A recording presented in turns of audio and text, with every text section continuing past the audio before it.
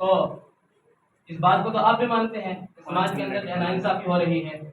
تو اگر کسی قانون کے لانے سے ناانصافی ختم ہو رہی ہو تو آپ اس کی کیوں مخالفت کر رہے ہیں؟ کیا آپ نہیں چاہتے کہ سماج کے اندر سے ناانصافی ختم ہو؟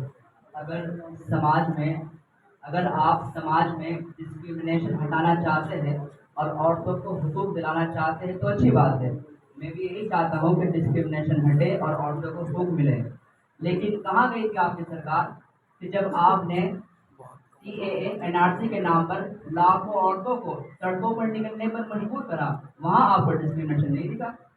اور دوسری بات، یہ کون طے کرے گا کہ فلاں مذہب کے اندر یا فلاں قبیلے کے اندر یہ چیز اس چیز میں ڈسکرمنیشن یا ناانصافی ہو رہی ہے؟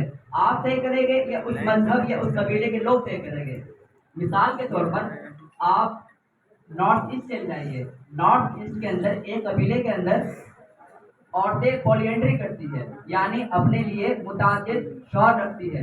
تو ہو سکتا ہے کہ آپ کی نظر میں یا میری نظر میں یہ غلط ہو، لیکن وہاں کی عورتیں اسے صحیح سمجھتی ہے. تو اب آپ اپنے مورلس کو، آپ اپنے اخلاق کو کسی پر تھوپ نہیں سکتے. ہم یہ تھوپ نہیں رہے، بلکہ آپ کو پتا ہوگا کہ کئی ساری مسلم عورتیں اور کئی ساری ٹرائبلس ہیں، انہوں نے باقاعدہ سپریم کورٹ کے اندر پیٹیشن داخل کیا ہے. ہم اس کو تھوپ نہیں رہے، بلکہ ان کی پیٹیشن داخل کرنے کی وجہ سے ہمیں یہ قانون لانا پڑ رہا ہے.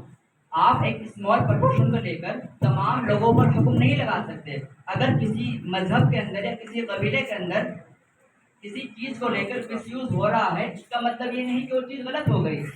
اگر آپ پر اس طرح کے کیس آ رہے ہیں آپ کے پاس، تو آپ ان پر انڈیپینڈنٹ کیس چلائیے، کس نے منع کرا ہے؟ لیکن آپ کچھ کیسز کی وجہ سے سال ہر سال سے چلی آ رہی، ہزارہ سال سے چلی آ رہی پرتھاؤں کو ختم نہیں کر سکتے. چلیے اب ہم اپنے ماہر قانون جناب M کے آصف صاحب کے پاس چلتے ہیں اور ان سے سوال کرتے ہیں. جناب آصف صاحب، کیا UCC صرف انڈیا کے اندر ہی لایا جا رہا ہے یا دیگر کنٹریوں کے اندر بھی UCC موجود ہے؟ سر ایسا نہیں ہے جیسا کہ لوگ اس کو دیکھ رہے ہیں کہ UCC صرف یہی لایا جا رہا ہے. میں آپ کو بتاؤں کہ UCC صرف یہی نہیں ہے، بلکہ بہت سے ممالک ہیں جن میں UCC جاری ہے، جن میں UCC کا عمل ہو چکا ہے. آپ امریکہ کو دیکھیے، آئرلینڈ وغیرہ کو دیکھیے، تو وہ کنٹری ہے جو نو مسلم ہے. آج میں مسلم کنٹری کے بارے میں بھی آپ کو بتاؤں جہاں UCC پر عمل کیا جا رہا ہے، جہاں UCC کو لاگو کر دیا گیا ہے. بنگلہ دیش ہے، پاکستان ہے، اور ملیشیا ہے، ترکی ہے، یہ سب اس میں شامل ہیں. ان سب کے اندر UCC لایا جا چکا ہے، تو برسوں سے عمل ہو رہا ہے. تو سر ایسا نہیں ہے کہ صرف یہی لایا جا رہا ہے، بلکہ دوسری کنٹری میں بھی یہ چیز موجود ہے. مولانا صاحب، آپ نے وکیل صاحب کو سنا، ان کا کہنا یہ ہے کہ UCC صرف انڈیا کے اندر نہیں لایا جا رہا ہے، بلکہ UCC دیگر ممالک کے اندر بھی موجود ہے.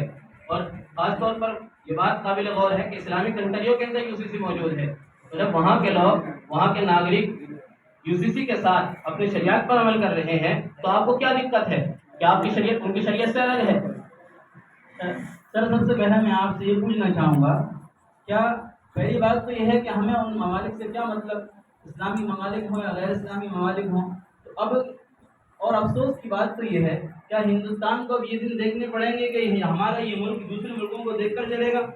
بھائی ہمارے ملک کے اندر، ہمارا ملک دنیا کا سب سے بڑا جمہوری ملک ہے، اور ہمارے پاس ایک کامیاب سنویدھان موجود ہے. سنویدھان ہمیں مذہبی تعلیمات پر عمل کرنے کی اجازت دیتا ہے، ہم اس کے تحت عمل کرتے ہیں.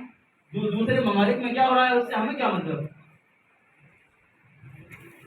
جناب اشرف صاحب، ایسا محسوس ہو رہا ہے کہ آپ UCC لا کر سماج کے اندر انتشار پھیلانا چاہتے ہیں، اور اس سے جو ہے بہت سے مذہب کے ماننے والے اپنے اس کو لے کر بے چین ہیں، اور ان کا کہنا یہ ہے کہ اس سے ہماری مذہبی زندگی متاثر ہو رہی ہے.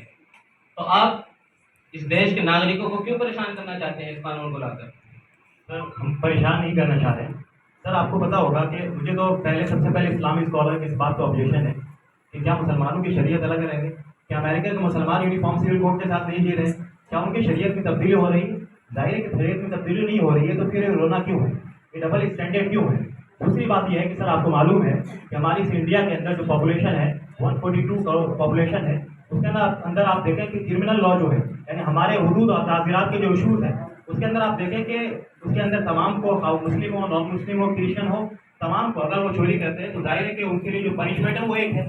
تمام کو برابر کے حقوق دیے جاتے ہیں اور تمام کو برابر سزائیں دی جاتی ہے. ہم یہ چاہتے ہیں کہ جس طریقے سے کرمنل لا ایک ہے، और उसी के तहत तमाम लोगों को सजाएं दी जाती है। तो हम ये चाहते हैं कि यकसानियत और ये यूनिफॉर्मिटी हमारे सिविल लॉ में भी आए, ताकि तमाम लोगों को रिस्पेक्टिव ऑफ रिलीजन बराबर के हुकूक मिले और किसी के हुकूक को सल्ब ना हो। जाहिर है कि ये इतनी बेहतरीन बात है, लेकिन पता नहीं कुछ लोग इसके मुखालिफ क्यों हैं। मैं समझता हूँ कि मुखालिफत दरअसल लोगों के मफाद के मुखालिफ है।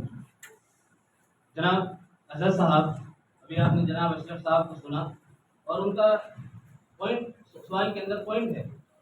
उनका कहना ये है कि जब इस मुल्क में क्रिमिनल लॉ एक है तो अगर सिविल लॉ भी एक हो जाए तो इससे आपको क्या परेशानी है?